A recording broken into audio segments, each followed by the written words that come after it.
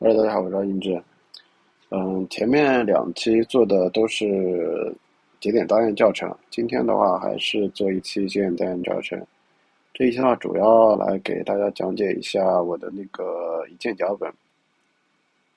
大家如果喜欢用面板的话，可以去看这一期的。这一期的话是手搓加一键脚本，但是上一期的话讲到最后，一键脚本讲的有点快，因为前面手搓的话讲完会比较多一点。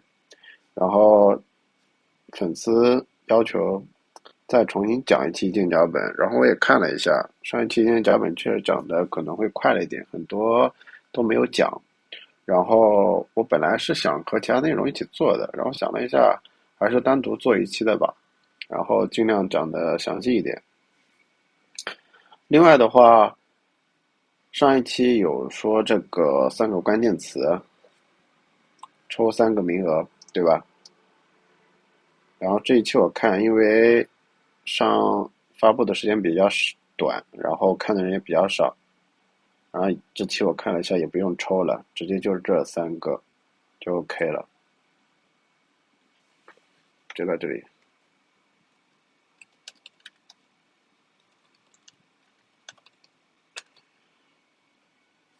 直接。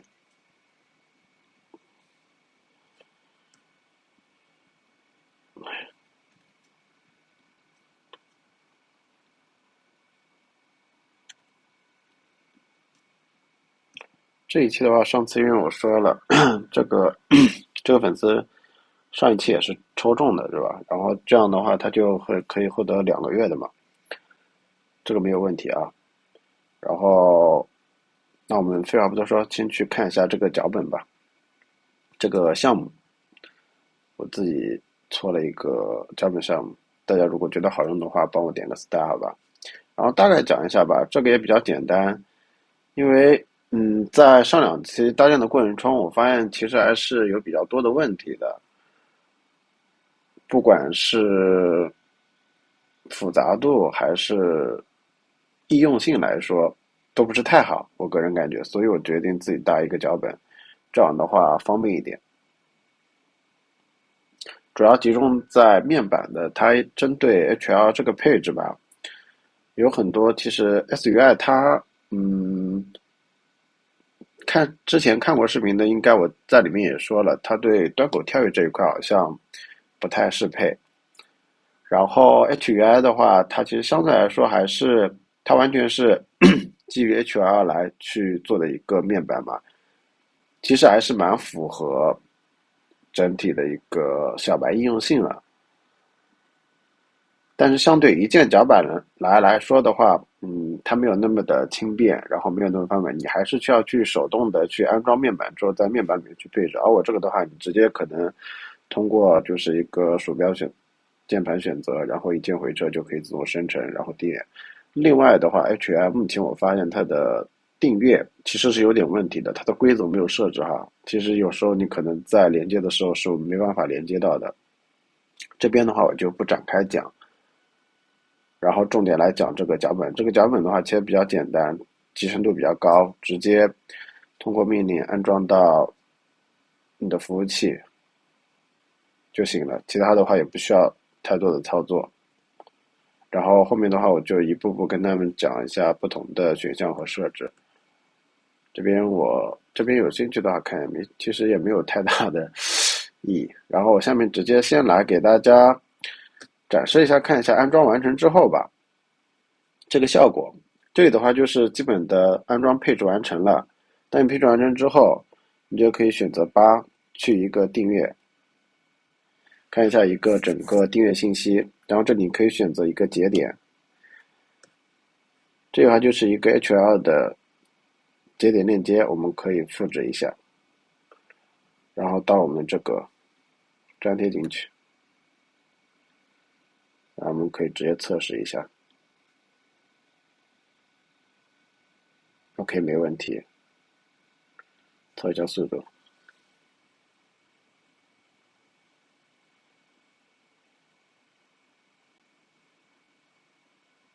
7.5应该一般能到10，对，它能达到10的，一般正常。现在还是晚高峰，对吧？我这边的节点都是优化过的，订阅信息我也是做了一个优化的，但是订阅信息呢，它是要这个服务器，所以如果没有安装过的，我们需要安装一下。这个之前我没有安装，所以这里会提示我安装。我们先安装一下，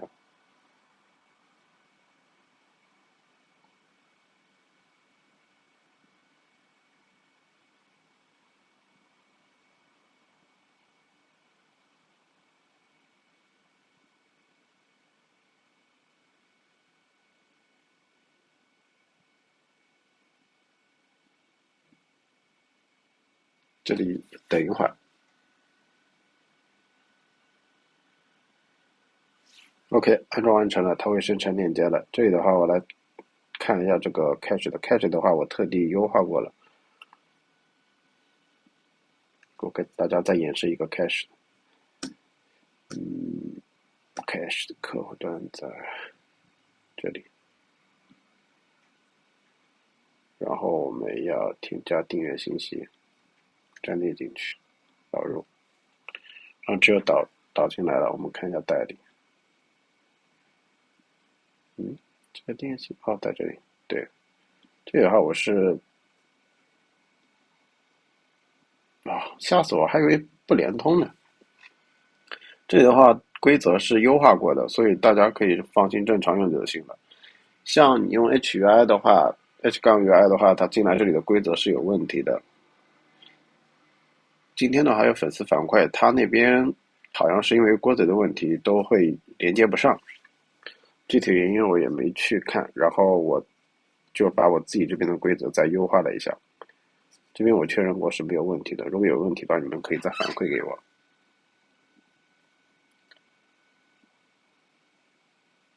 OK，大概的就是搭建完成的话，大家去这样正常的使用就可以了。然后现在的话，我来给大家演示一下如何去安装和搭建吧。这里的话，我们先来去卸载一下，我顺便给大家讲一下卸载。我们先把这个去卸载。卸载的话，这里其实分成了3块，你可以只卸载 HR 和它的配置文件，或者像第二个的话是卸载，就是除了脚本以外的，就刚刚如果其他的插件你可以卸载掉，只保留脚本。3的话就是完全删除，我们这里选择完全删除，这里要输入大写的 yes。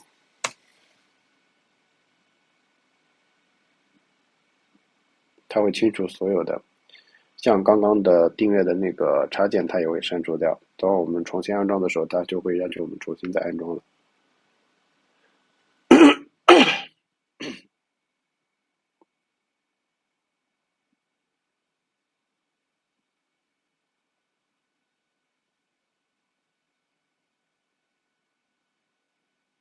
OK，这样的话就清理完成了。这样我们可以重新安装。那我们现在就重新安装一下。这个命令的话，在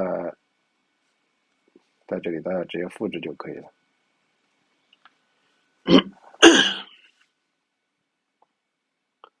OK，这样的话就安装完成了。然后我们可以输入快捷的命令，导出它的菜单栏。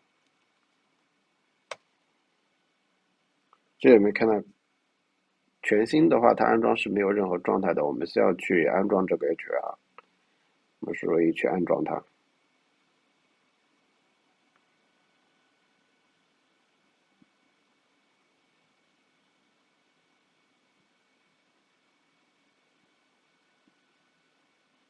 OK，这样的话就安装完成了，我们回车。这也看到默认的 HR 已经安装好了，然后默认的配置也已经存在了。现在服务状态没有开启，因为我们还没有做一个配置。我们如果说不想做复杂的配置的话，可以直接按2，然后进行一个快速的配置。然后这里它确认覆盖。这里的快速配置的话，我也简单说明一下，它就是默认的是用 TIS 自签证书去做的一个节点。然后默认是自带混淆和跳跃端口的，这里的信息大家都能看到，是吧？然后最后它会输出一个你的节点信息，你的混淆密码、伪装域名、跳跃端口，这里都会有，然后我们直接回车就可以了。这样的话，你的一个节点就搭建完成了，然后再通过八去查看你的节点信息，就 OK 了。看到了吧？这个我就不演示去连接了。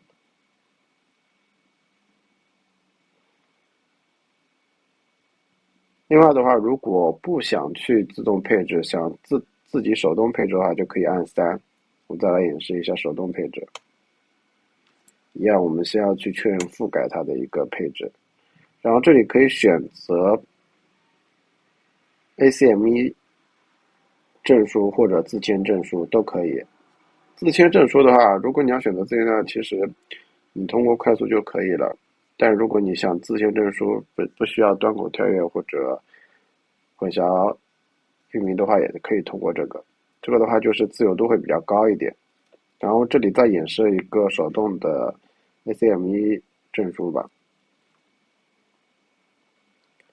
这里的话会需要你手动输入域名。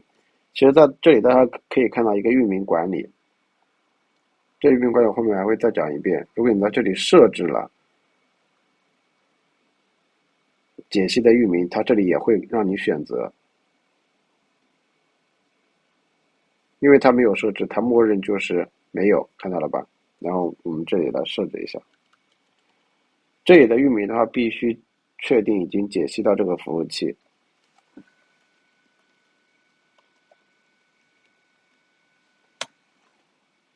邮箱地址大家随便填一下就可以了，这里它没有任何的用处。监听段话自己也可以设置，我这里设置2028。然后认知密码你可以手动，也可以默认自动生成，我就默认自动生成了。混淆密码我也可以开启，也可以不开启，我这里开启混淆密码也可以自动生成。然后这里伪装域名的话，你可以使用默认的，默认的话就是官方自带的一个默认的一个伪装，然后也可以通过命令去自动测试，也可以手动输入。我们这里的话就选择自动测试，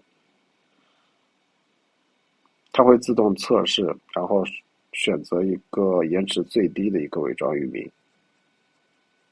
然后这里的话，基本的配置就完成了。然后回车之后，它会选择一个端口跳跃。我这里设的是，如果说你当前的这个没有检测到端口跳跃的一个设置，它就会提示你是否要开启。然后我们可以这里选择开启，然后它就会让你输入一个范围。范围的话，大家随便输入就可以了。我可以输入5万，这里可以输入6万，对吧？它就会自动生成。然后这里的话，正常配置完你的节点配置文件，你需要重启一下才能去生效。然后我们这里外确认生效。OK， 这样的话就重启成功了，是吧 ？OK， 我们回车，然后我们再可以回到8去看一下节点信息。是不是都跟刚才的一样了？刚才配置的一样，对吧？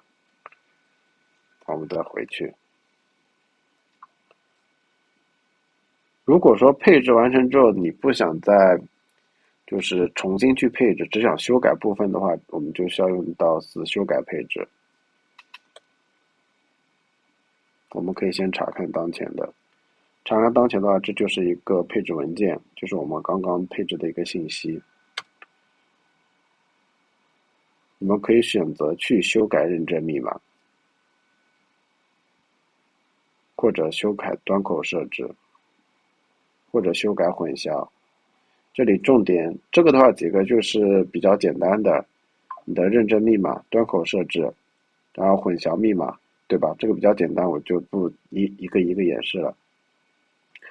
我这里重点讲一下端口跳跃和打开文件配置吧。打开文件配置也比较简单，就是大家如果不想去手动的一个跟着，就比如说你要设置3个，不想一个一个去敲，那你可以按钮直接打开，你可以选择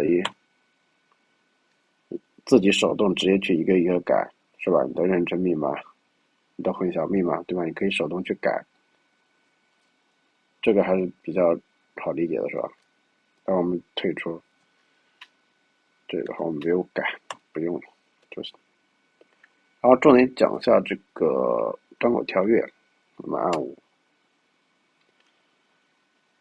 这里的话会显示当前的一个节点的信息，这个是正常的，但你可以去禁用掉它。如果说这里没有开启的话，你可以开启它。但目前的话，这里的开启和禁用仅针对当前的监听端口。就比如说我现在我可以先尝试禁用一下。哦，它会显示，哦，我这里优化过了，你可以禁用当前系统中已经有的，比如说刚刚最开始的那个443，对吧？是我们之前那个节点的，禁用当前或者禁用指定的，我们选择目标端口号443，确认。OK， 那这个就是禁用掉了。然后这里的2028的还是在的，我们可以通过4载来查看一下。当前的话，系统中只有这个2028的了，是吧？这里为什么要重点讲一下呢？当你设置过，就像我刚刚在原本的一个443的，用我自动生成的一个443的一个端口跳跃嘛，对吧？当我去修改的时候，我这个端口跳跃的配置是跟原本的443的端口跳跃配置是共存的，知道吧？如果说我这边仍然设置443，那它可能就会冲突，导致你的节点失效。另外，这个跳跃端口它也不能一样，就比如说这个，即使是2028，那个是443，两个共同跳跃了这个5万到6万也是不行的，它也会形成冲突。在上个视频中就发现了这个问题，导致我那个也研究了很久，最后因为时间那个整个教程太长了，所以我最后在讲这个脚本的时候讲的会快一点，所以我今天才会重新做一期这个教程，这个大家重点关注一下。OK，那这边就这样过了，然后我们再返回到原来的菜单。下一个的话就是域名管理，我们看域名管理主要针对2个，一个是你的 ACM 域名，还有一个是伪装域名。这2个是可以去提前设置的，就比如说这里的伪装域名，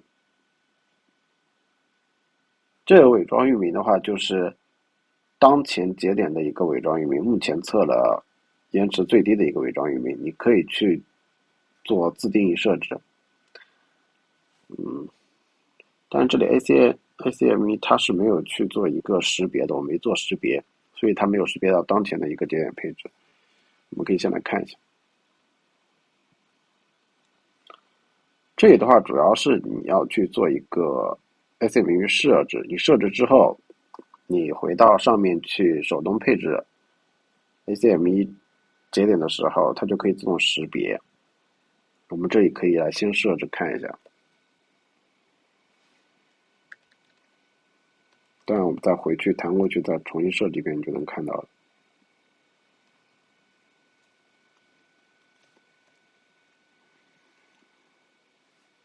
这主要是为了正常的话，我们就是解析一个域名到服务器嘛。如果我们重复去设置一个节点的话，避免重复输入，自动识别就可以了。这算是一个比较人性化的一个设置吧，我觉得。这样可能会这里会解析问题，这个不影响啊。OK，我们这里就设置完成了。然后你如果设置了，你还可以去删除或者修改都可以啊，这个没什么好说的。那我们再看一下伪装域名管理，这样就是你可以手动设置一个，就比如说我不喜欢这个，即使这个延迟最低我也不喜欢，这里的话还叫了一个自动测试，就比如说你在设置的时候你想看一下，这就跟之前一个手动的一样，我们可以测试，它会自动测试，然后选择目前最快的就是这个嘛，对吧？你可以去设定这一个为最快的，或者我就不喜欢这个。哎，我最喜欢的这个域名竟然不在，那我们就选择这个，我中意它是吧？我中意它，然后我们返回了，我们手动设置一个，我中意它。OK， 我不要重启，看一下不重启的话，这里已经设定好了，不影响。我们在后续的设定中，它就会应该改成这个了。然后我们再来，我们看看下面啊，证书管理，下一个是我们我们现在先来看一下这个吧，手动配置，我先给大家演示一下，手动配置，然后我们确认，是吧？然后我们先来看这个 ACM， 你看它就会检测到已配置服务器，我们是否对吧？我们不用，我们这里只是给大家演示看一下啊。退出它，我退出脚本，再来了，我们再来手动配置看一下，再来看一下自签的，自签的就使用默认的，哎，这里默认怎么改成这个了？不对呀、那么说明这个伪装域名还有点问题啊。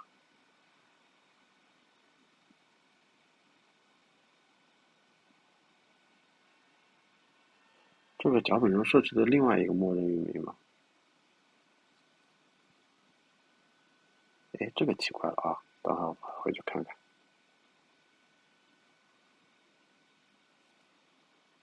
再退出，再看一下域名管理。那我这个域名管理，伪装域名，这伪装域名没有优化好。哎，这个测试，因为当时做脚本的时候没有全部验证，这里还发现了一个小 bug，后续再优化一下吧。反正这个也不太影响，这个伪装域名的话，其实没有太大关系。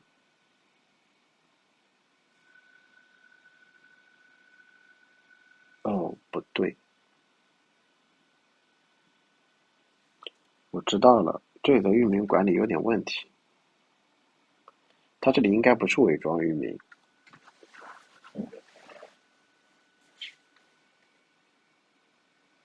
这里的标识应该是有问题的，因为当时是用那个 Cloud 去优化的，这里有点问题啊，我来验证一下看一下。它应该是 SNI 的自签证书的域名，这里应该是，我们再手动看一下，没事，我们看一下。我记得当时的逻辑应该是这个，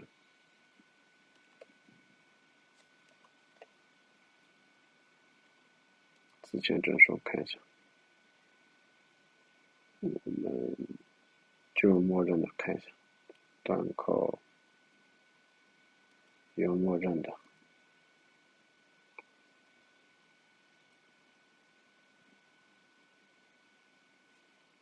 这里看不到自签证书，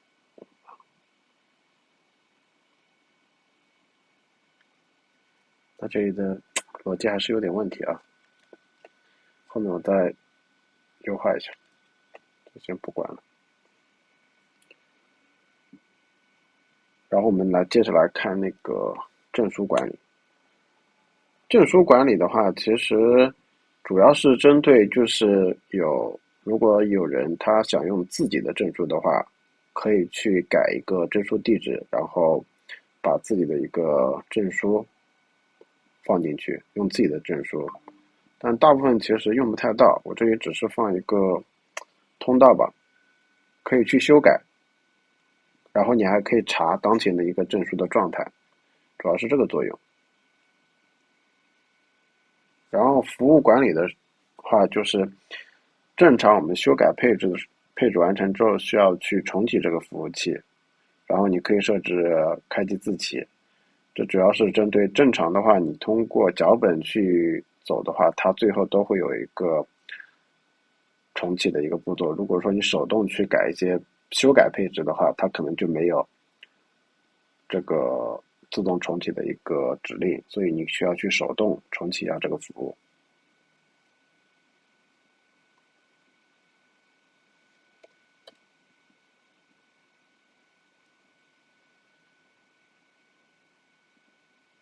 然后这里的话，你去看它还会输出一个服务状态，这个的话，当时没有优化好，其实无伤大雅，所以我没有去改这个东西。最后的话就是订阅链接和卸载服务了，就是我们这个已经提过的。这里再看一下那个客户端配置吧。客户端配置的话是一个进阶配置，其实大家就简单的用开始来举例子吧。哎，怎么跳掉了？哎，这里好像没有做好嘛，又是个 bug 啊。那就先不看了，有点尴尬了。先不讲这个。最后那就卸载，卸载就刚刚最开始也给大家讲过了。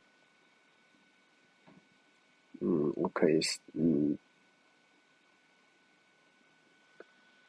哦，对了，我可以演示啊，对，刚刚说的那个没给大家演示出来，因为我刚刚全部卸载了，对吧？我们看订阅，订阅链接，它这就会显示我们刚刚下载的，它就已经卸载掉了，对吧？我们这里不安装的就安装它也需要时间，是吧？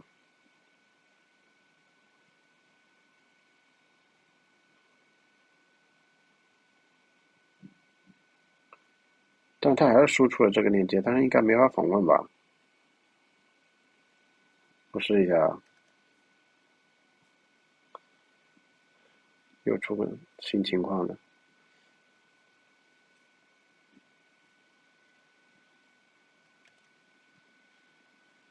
导入失败。就是你不安装那个的话，你这个链接就不生效，你必须通过那个插件才能去生效。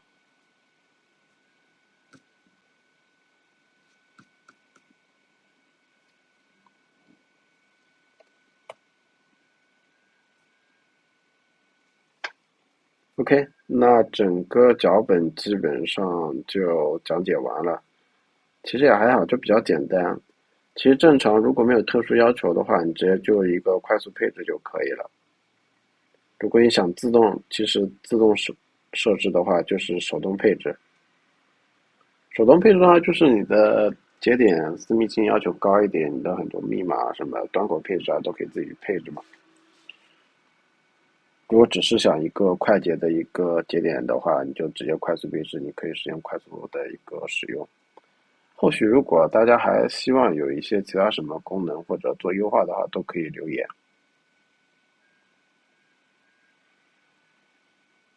我本来这一期的话是想跟软路由一起讲的，因为软路由的话其实也比较简单。哎，但我想了一下，可能就是加在一起也不太好，整个时长的话也可能会太长。另外的话，软路由的话，我后来想了一下，也尽可能的讲仔细一点吧，因为有些小白可能也不知道软路由是什么，然后安装下载啊都不太清楚，所以下一期的话，我应该会尽快的把软路由的做出来。软路由讲完之后，我就会讲 Cloud，因为目前运行下来应该有一个礼拜了吧，目前是没有一点问题都没有。等应该做 Cloud 4应该得下周了，应该是全网首发，兄弟们，到时候想玩这个的可以关注一下。软路由的话，既然把软路由做出来了，后续的软路由的相关的教程也会相继的做出来。因为软路由这一块的话，其实很早之前都想做，但是它的相关涉及的东西太多了。如果有玩软路由、NAS 啊等等这一块的，大家可以关注一下，也可以留言告诉我你们想看哪一类的教程吧。因为目前我自己都有在用。我的话，目前的话主要是自主 NAS，如果说商业 NAS 的话，我这边是不推荐啊。然后其他的一些网络设置啊之类的，会逐步的去把教程做出来吧。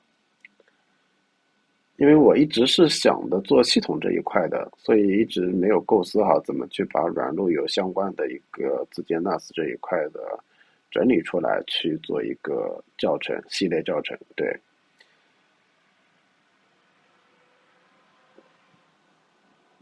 ，OK，那今天的教程就到这里啊，我也不多说了，大家记得点赞订阅哦，拜拜。